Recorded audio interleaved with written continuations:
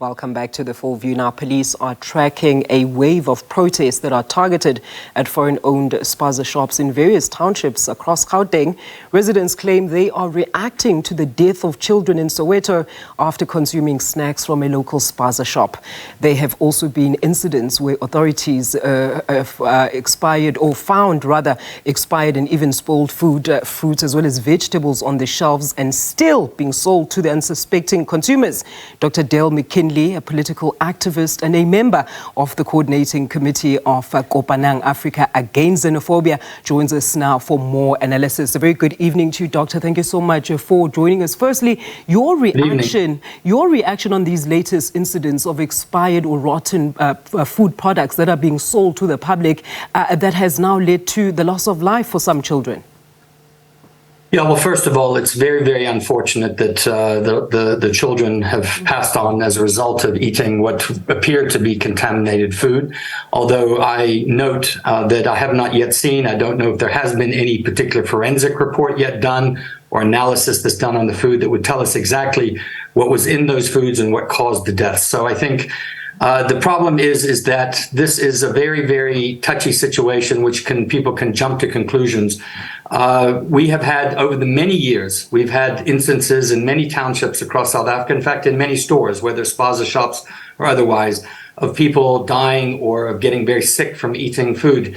Just let's cast our memory back to the listeriosis crisis, where, contaminated, over 70 people died as a result of eating contaminated food. And that was done by a corporation that was in a factory, being made in a factory. So what we would say is, first of all, is just to urge calm, to urge restraint, not to jump to conclusions.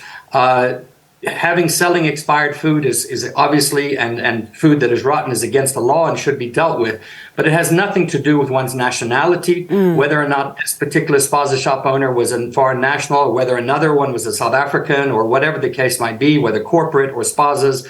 This is a concern that everybody should have, but people should not take advantage of this situation to target other people who have nothing to do with it simply because of their nationality. Doctor, speaking of the law, when it comes to food safety regulations that we currently have in the country, what do you think still needs to be done to ensure that such operators or vendors are then regulated in accordance to the policies as well as legislation that we currently have, and that these vendors also not get away with selling expired products? Sure. I think that the general problem is that our regulatory authorities, whether it is with regards to the food and drugs or whether it's regards to labor issues, are simply not on the ball. We have the situations where we have conditions in factories, working conditions, hygienic conditions, which are not acceptable. But we're not cracking down on those because the labor inspectorate has so few inspectors running around the country. The same would apply to people who are retailers, whether, again, small retailers, large retailers who are trying to make a quick profit and selling expired or rotten goods. So the fundamental problem lies, once again, with the state, which has run down a lot of the inspectorates and a lot of the regulators, has cut the budgets through austerity. And we've got a situation where there's no possible way that we can actually do the kind of job and enforce the legislation that needs to be enforced. And therefore, when things like this happen, it allows for the kind of opportunism that we've seen, which blames others as a group, as opposed to blaming the individuals responsible. And Doctor, in terms of the xenophobic aspect of this, is it fair then to label it as such, or the term is unrelated to the cause behind the protest? I mean, we know that most spaza shops are owned, as you stated earlier on, by foreigners, some even illegal. So are we not going a bit too far in labeling the reactions from the angry communities as xenophobic?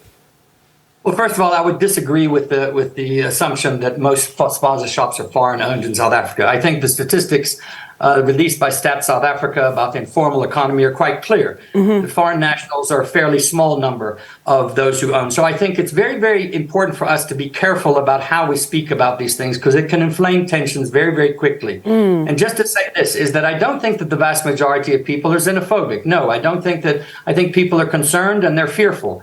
But where I do think is that certain organizations and certain individuals, to score political points, to make themselves popular for the time being, are using this in a xenophobic way to try to say now all foreign shops must be closed, when a lot of foreign-owned shops are completely within the law, completely operate, and people who live in those townships and those areas know that. They've been using those shops for years, and they're friends with those owners. So let's not generalize. Let's specifically deal with people who are breaking the law, whatever their nationality, South African or otherwise, and let's have beef up the inspectorate, beef up the regulation, and let's not allow for this to be used in xenophobic ways. Because once that happens, then it becomes a free-for-all, and innocent people get caught up in the problems. Doctor, thank you so much for your contributions this evening. That was Dr. Dale McKinley, a political activist and member of the coordinating committee of Kopanang Africa Against Xenophobia.